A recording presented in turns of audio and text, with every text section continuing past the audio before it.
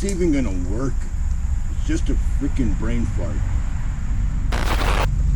Alrighty guys, welcome back to 1822 MC Adventures and More. My name is Pete, and this is my channel.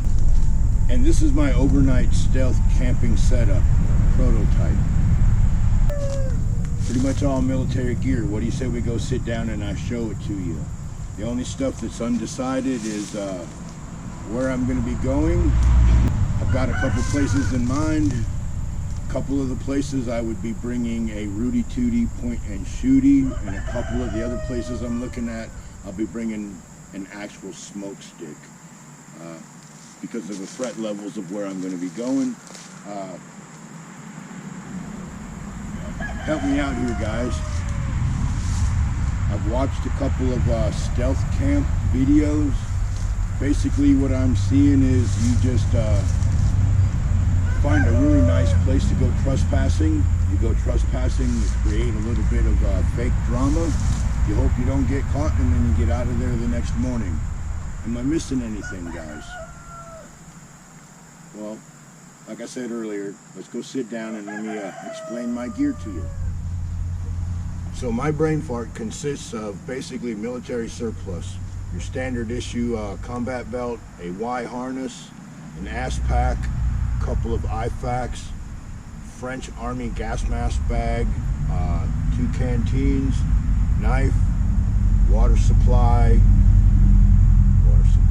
water filtration, fire starting kit if needed. Probably won't be needed. If I do start a fire, it most definitely will be in a Dakota fire hole. And of course, a pack of freedom seeds. Now let me show you all this stuff. Alright, so what is it? Standard issue combat belt. This is a small utility pouch, and you know I have a fire starting kit in there. I got my ferro rod, and I have a Sucrets box, and in there I have some tinder. This here is an old M16A1 magazine pouch. I cut the grenade straps off it, I cut the webbing out, and what I have in here is water purification. I have a Sawyer Mini, some bags, bandana, you know, normal stuff for water filtration. And because I'm going to be stealth camping, I do not want to bring a saw, a hatchet, a chainsaw, and all my normal wood cutting supplies. I'm just going to be bringing out my buck 184. I'll put that to use because it's a combination axe and machete, kitchen knife, toenail cleaner, and whatever, right? Good knife. This is my newer model canteen pouch with a Gatorade bottle, and I have a coffee can in here for a stew pot. And of course in these pockets I can be putting tea bags and instant coffee, that sort of thing in there. Under here is a French Army gas mask bag. It's, as you can see, it's pretty big. It's got 2 side pockets. I can cram a lot of gear in there. And of course I've got my standard issue military ass pack. And I have 2 IFAKs. One is an IFAK, one is empty, so I can put gear in it and whatnot. Undecided at this moment.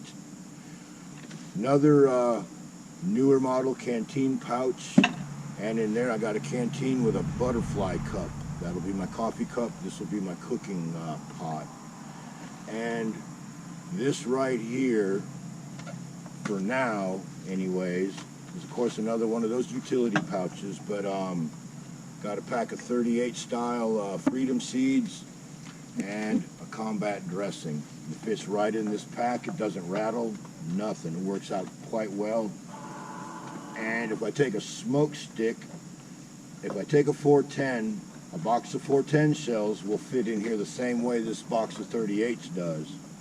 If I take the big boy out, then I have an old style IFAK, and it holds some 12 gauge shells in the event that I want to take that out. But that's a big heavy beast. My biggest concern on the 2 places I'm going that I would be taking a long gun with, my concerns would be coyotes. I've already scouted the place, both of them actually, and both of them show some heavy signs of coyotes. So that may or may not be a problem. And one of the other places I'm scouting, I might be able to do some UA fucking off fishing, so I simply would probably have a Rudy Tooty point and shooty in the event I run into a snake, and I can just hit him with some snake shot, straighten his ass right out if he gets a little sassy, right? So, what I did here, let me try to see if I can show you this without taking it all back apart. This French Army gas mask, it's got a leg strap on it. I'm assuming that somehow it attaches to your combat gear and you wear it off to your side and you use that strap to strap it to your leg, something weird like that. I don't know. No, I wasn't in the French Army. I was in the United States Marine Corps. But what I did was I took the adjusters on here and I put a couple of little split rings in there so I could attach this to the Y harness. And then what I have here is on the bottom of my ass pack, run through the bottom straps, I have me a little, sorry, haven't seen a Molly strap. So that kind of bounces on the bottom there. And then I run a couple of pieces of paracord through the top of the ass pack, down the H harness, through the webbing, and I've got it taped on there for right now, because this is, like I said, this is just kind of a prototype and a brain fart at that. But I'm thinking if I'm just gonna do, so I'm thinking if I'm just gonna